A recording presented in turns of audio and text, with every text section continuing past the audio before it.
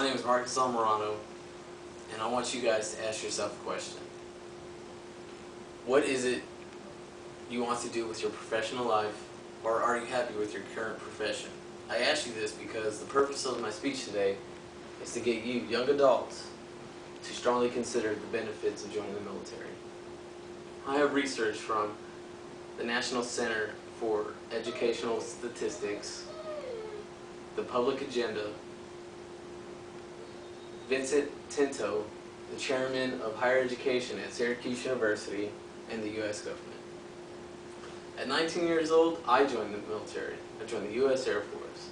So I can understand how this is a very decisive time in your life and how difficult those decisions can be, whether it's go to college or get an hourly wage job and try to pay your rent or put food on the table at that young age.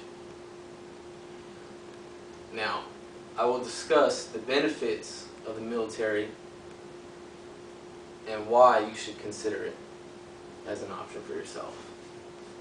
First, the college tuition. We all know how expensive tuition is, or how are we going to try and come up with the money to pay tuition, because according to the National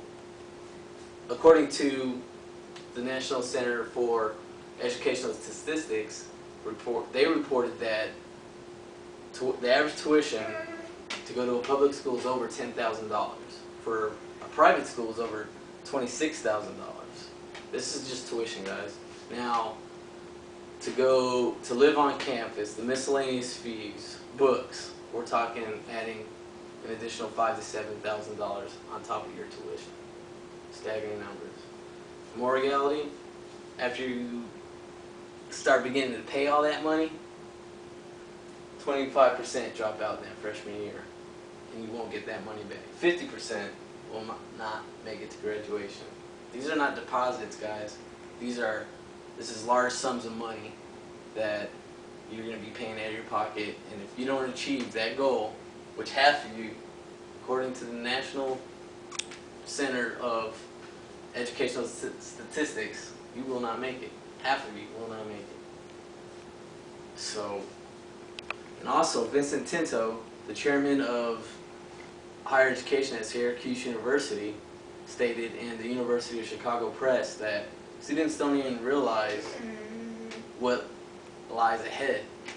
They think that being accepted is the hard part, when in all actuality it's tough and it's a great accomplishment, but what lies ahead is actually very challenging. The academics, time management, taking responsibility for your own life, financial management, and getting out and moving out and living on your own. It's quite a culture shock, and a lot of students don't know how to prepare themselves or come up with the right solutions to achieve these goals. Again, 50% won't graduate. So you say, well, I'm not going to college, I never planned on it, so I'm not really worried about tuition or 50% of this or that, but I'll just get a job. I'll find something that fits my niche, something that I'm good at, something I'll enjoy. But according to a survey of 1,300 people ages from 18 to 25, that the Public Agenda, a nonprofit research and citizen group, reported 15% are at a job that they consider a career. 15% are happy or consider their job a career. That means 85% of us are just working to get a paycheck. 85%. 48% of that are just there to get by, to put food on the table, put clothes in the back of there for the kids, provide a shelter. Now, at 18, I was working at Sam's Club as a tire tech, and I made decent money for an 18-year-old. Enough to pay rent, live on my own, move out with some friends, of course. But at 35, 36 years old, I don't want to be trying to change a tire in 100-degree weather. So I had to ask myself and really consider what I wanted to do. And college for me wasn't an option. I just didn't have the money. I wasn't into it. It wasn't something that I thought I would excel at. So, but reality hit, and I knew that I would probably fall in that 48% category. So I ask you, if this hits home, then you might want to listen to what I'm about to tell you, the benefits of joining the military. The GI Bill, all that tuition cost, all the miscellaneous fees or books, you can throw those out the window. Tuition is 100% paid for as an active duty member of the military, Marines, Air Force, Navy, Army, whichever branch you decide, 100% paid for. The GI Bill is something you receive, or something you choose to pay for while you're in. $100 a month for 1 year, and in return you get 36 months, equivalent to 4 years of college of pay. It's roughly over 30 grand. So you do the math. Friendships, you don't build a camaraderie anywhere else like you do in the military. I got friends that I still talk to almost on a weekly basis. Travel, Vegas, Hawaii, been there a couple times on work-related trips, but worked for maybe 2 or 3 days, had the other 2 or 3 days for our own leisure.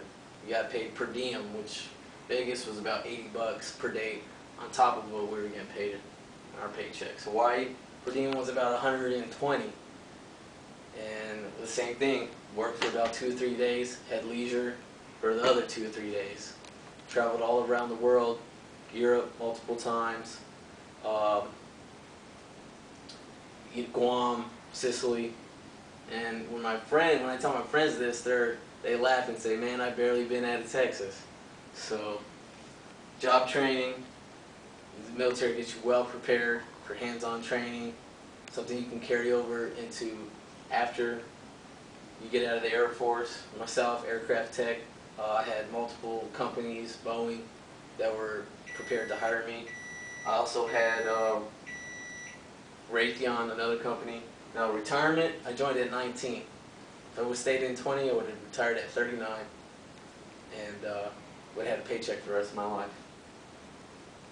So I ask you guys, we go back to this question, are you happy with your current position or current goal, professional goal? And if not, I challenge you to go visit a recruiter or get more information online and let the military help you get you on the right path to which the job you desire.